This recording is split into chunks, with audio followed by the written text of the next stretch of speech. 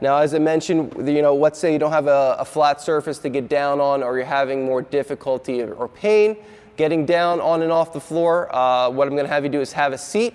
Preferably, if you have a chair with something behind you like a backrest, that's great. If not, come to a flat surface like I'm on here again. If the bed is the only option, of course you can do that, but I want to try to have as much of a flat surface as much as possible. So similar to when we were lying down, we're going to have you grab underneath your leg, right underneath your knee, and gently pull up to your chest like this, holding for about 10 to 15 seconds, and then dropping it down nice and easy, okay? Same thing here on the other side, grabbing behind that knee, 10 to 15 seconds, okay? Now, I don't expect you to pull up like this because that's actually going to do more harm than good.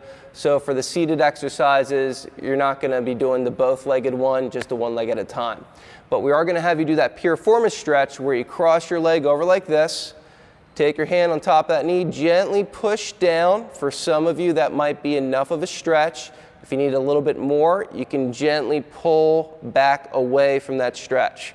Now, this is where a backrest would come into play, because if you have a backrest right there, you can kind of lean right into that backrest and you're good to go, okay? If you don't have a backrest, you just want to use some caution, because that might put a little bit more tension and stress on your low back. And again, you're going to do this on both sides, regardless if pain is more on one side versus the other, because even though we're addressing the side of pain, just like you know from our office visits, it could be stemming from another area. So we always want to do both sides equally. So you're going to do the same thing on the other side, crossing, gently pushing down, and then again you can push back away. Okay? Second fiber to the piriformis, if you remember, you're going to close up the way you cross your legs a little bit, grab on the outside of the knee, and gently pull that knee to the opposite shoulder. Again, pulling in, you should feel a nice little stretch right down along your hip, in through your low back. And again, you're not cranking and yanking on that leg, just a nice gentle pull. As I mentioned, if anything causes more pain or discomfort, make sure you stop. Check with me in the office. We'll check to make sure you're doing it properly, and then we'll go from there, okay?